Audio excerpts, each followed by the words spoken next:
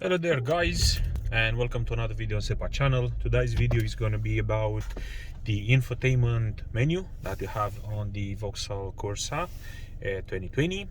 It's not going to be a lot because obviously you don't have a lot of functions since this is like the basic model, but let's go through them. Let's see exactly what we have, and in the next video we are also going to check Android Auto and see how it works. So let's start with the first option, where you have the radio. Obviously you can navigate through the radio channels.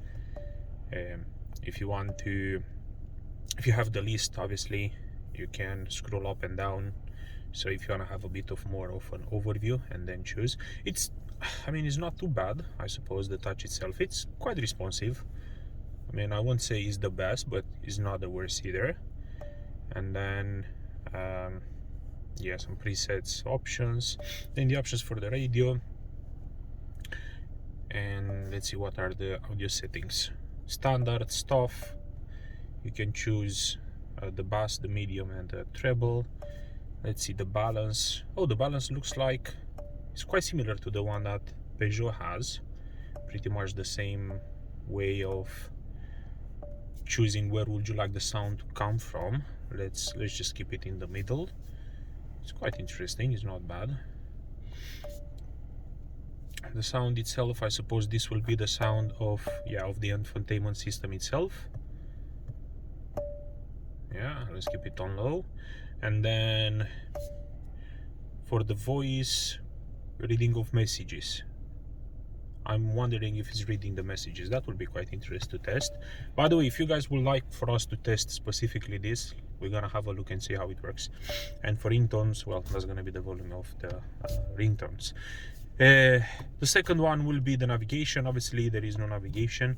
You will have to connect your phone through a USB, and then you'll be having access to it. The call option, well, the same thing. You're gonna have to go to the Bluetooth, and then you need to connect. Looks like, you know, there were some guys in here, one called Steve, one called Daniel.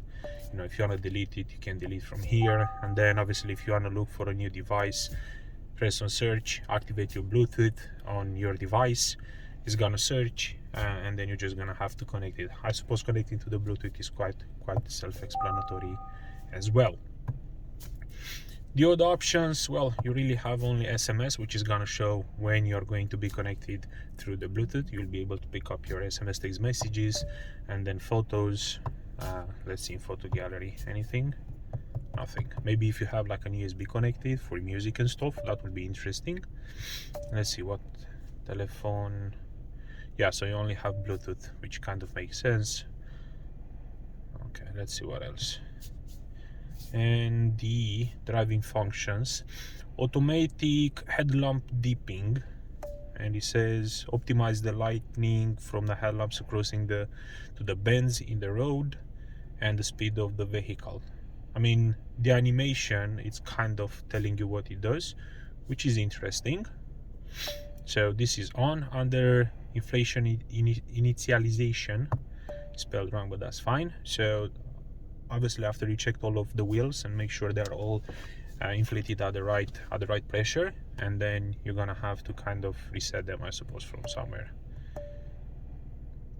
Yeah, and then you reset them. Let's go back to it.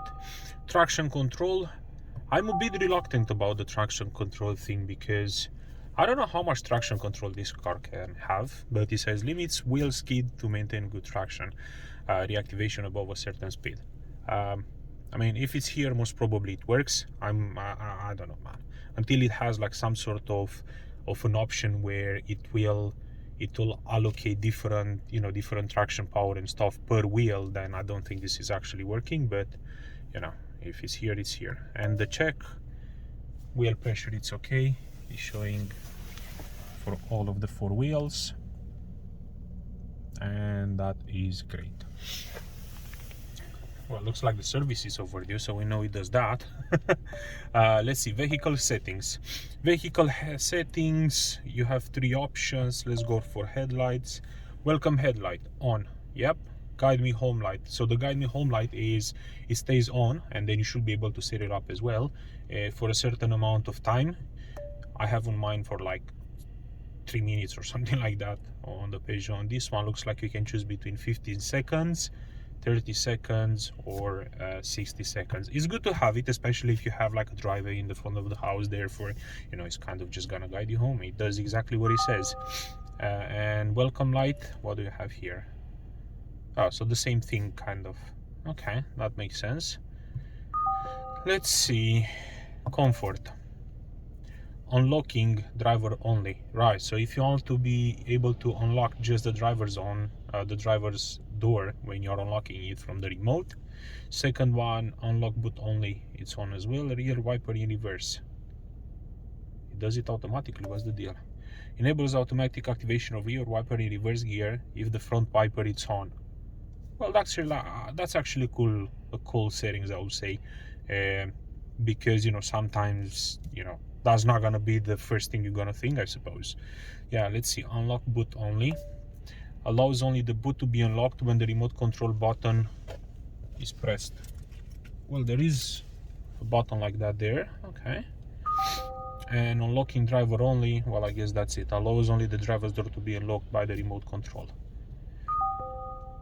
Anything else? Safety. Activate safety brake. Let's see. Warns if a possible collision risk and can anticipate emergency braking. That's not actually bad at all. I'm wondering, you know, like kind of how effective is it? So you can choose if it's close, normal, or distant. You know what will be helpful to have here? Some sort of like a measurement, be like, you know, 2 meters or something like that, because you don't really know what distant means or normal. You know, what does normal mean? Is it like, you know, a meter and a half, 2 meters? It's doesn't have the right information. Speed reading recommendation. So this is like a radar, whatever, picking up system that it's checking exactly what is the speed limit. It's working fine. The only thing is that it doesn't keep the recommendation in there for too long, so it tells you what is the recommended speed and then, you know, it vanishes, and that's a bit, I don't know, it's a bit misleading, because obviously, especially in UK, you're gonna have, you know, sections of the road, long sections of the road where, you know, that's gonna be the speed. You know, mostly, as an example, when you're outside cities, 50 you're gonna have, you know, but you never know when it's gonna go back to 40 or 30. So I think it will be better if it's gonna stay there for more. And it shows here, by the way, on the head unit, on the heads up unit, it shows exactly there. Road signs recognition. Yeah, I haven't tried it. Most probably it should be telling you, but I don't think, yeah, I'm not sure how this is actually working. Have you seen picking up? Because I haven't seen it. No. Well, I guess then if they say it's there, it's there. Driver's attention warning. What is this? Alerts the driver if a lack of attention is detected by the system. How would you know that?